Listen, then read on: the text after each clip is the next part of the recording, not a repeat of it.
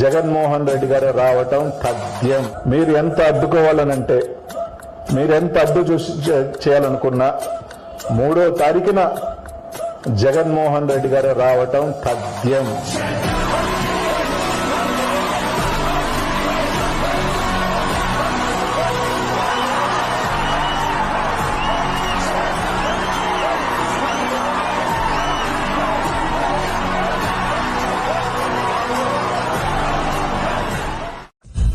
చీకటి ఉన్నా వెలిగే కిరణం